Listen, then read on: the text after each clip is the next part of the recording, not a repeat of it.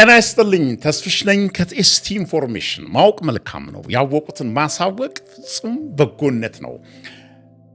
ዛሬም በሌላ ኢንፎርሜሽን መጥቻለሁ። እንደነገርኳችሁ በጣም የሚጠቅምና ሰዎች የሚጠቀሙበት ነገር ከሆነ ሁልጊዜም እንደነዚህ አይነት መረጃዎችን ይዤ ብቅ እላለሁኝ። ለካናዳ ፕሮሰስ ለጀመራችሁ መጀመር ለምታስቡ እንደዚሁም ደግሞ የካናዳ ፕሮሰስ እንደዚህና እንደዚያ ይሆናል እያላችሁ በተለያየ ቦታ ገንዘብ ለመክፈል የተዘጋጃችሁ የከፈላችሁ እባካችሁ ጥንቃቄ አድርጉ።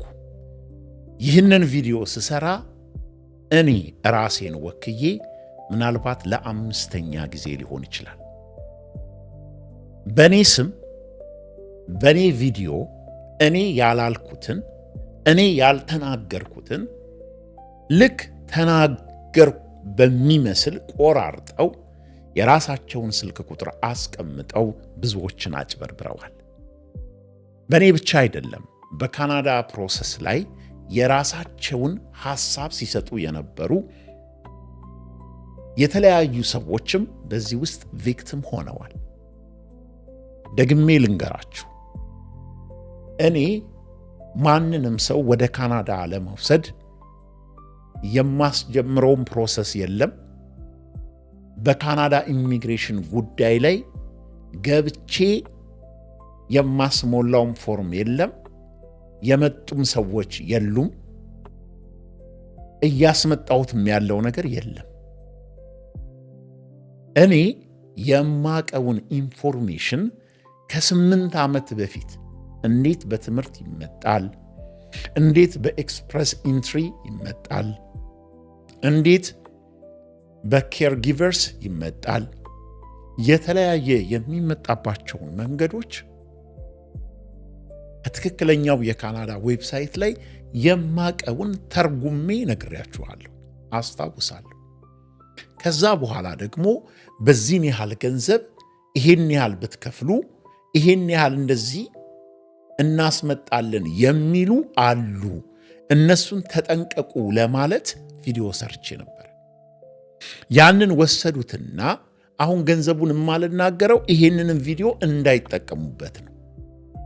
ስለዚህ እኔ አቶ ተስፋዬ ሰሙ ንጉስ ዓለሙ የቲኤስቲ አፕ ባለቤት የፌስቡክና እንደዚሁም የዩቲዩብ በስሜ የማስመጣው የምጀምረውም የማስከፍለውም ምንም አይነት የካናዳ ፕሮሰስ የለም፣ ኖሮምም አያውቅም።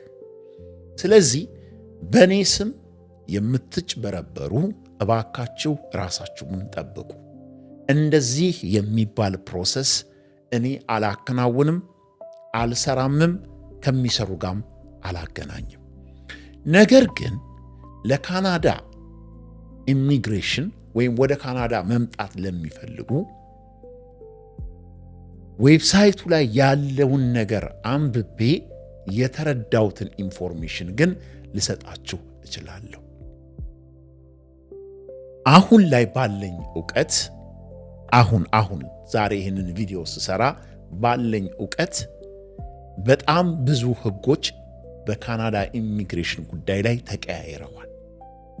በትምህርት ጉዳይ ላይ ቢሆን፣ በስራ ጉዳይ ላይ ቢሆን፣ በኤክስፕረስ ኢንትሪ ላይ ቢሆን፣ በተለያዩ ነገሮች ላይ ሕጎች ይቀያየራሉ። በየጊዜው አዳዲስ ነገር አፕዴት ይደረጋል።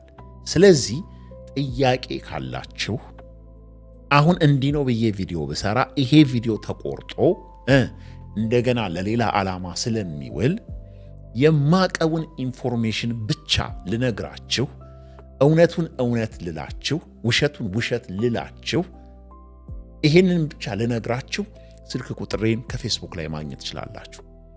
ያንን ስልክ ቁጥሬን ከፌስቡክ ላይ ወስዳችሁ ደውሉልኝ።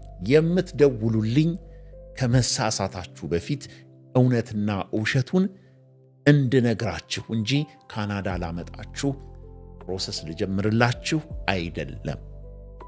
የማቀውን ዕውቀት ላካፍላችሁ ነው። ይሄን ካልኩኝ በቅርብ ቀን በካናዳ ፕሮሰስ 1,800,000 ብር የተበላችውን ልጅ ታሪክ ልንገራችሁ። ስሟን አላሳይም፣ ፎቶዋን አላሳይም። ከጎን የምትመለከቱትን ግን እናመጣሻለን፣ እንወስድሻለን ብለው የላኩላት ዶክመንቶች ናቸው። እዚህ ከጎን የምታዩት የውሸት ነው። አጠቃላይ ጽሑፉን እናንተ ቀረብ አድርጋችሁ እዩት። የላኩላት ዶክመንት እነዚህ በቅርቡ ቪዛ የመጣላቸው አቶ ከሌ አቶ ከሌ አቶ ከሌ ብለው ላኩላት።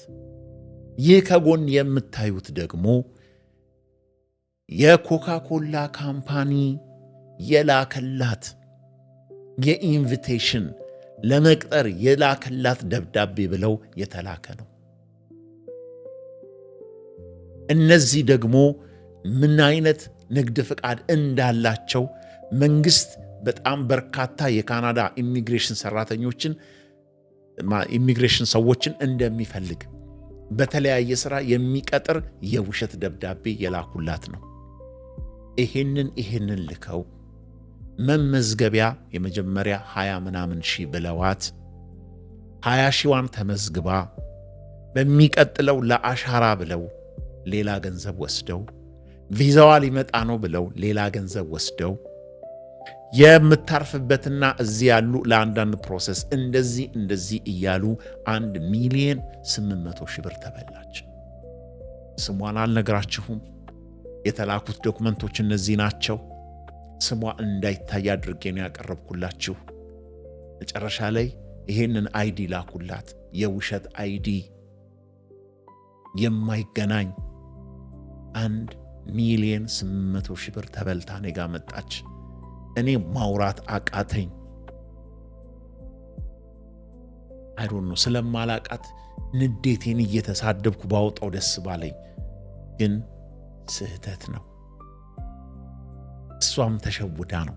ስለዚህ ጊዜያችሁን፣ ገንዘባችሁን በካናዳ ኢሚግሬሽን አትበሉ። ስፔሻሊ በእኔ ስም ሲመጣ እኔ የምታወቅ ሰው ነኝ፣ ሚዲያ ላይ ያለው ሰው ነኝ፣ ኃላፊነት እምወስድ ሰው ነኝ። ውሸት አላወራም፣ እምታወቅ ነኝ። በዚህ ስለምታውቁኝ ቀጥታ እኔ ጋኑ ስልኬ ፌስቡኬ ላይ አለ፣ TST አፕ። ቴንክ ዩ ሶ ማች። ተስፍሽ ነኝ ከቴስቲ ኢንፎርሜሽን። ስለሰማችሁኝ አመሰግናለሁ። ላቭ ዩ ኦል። ቻው።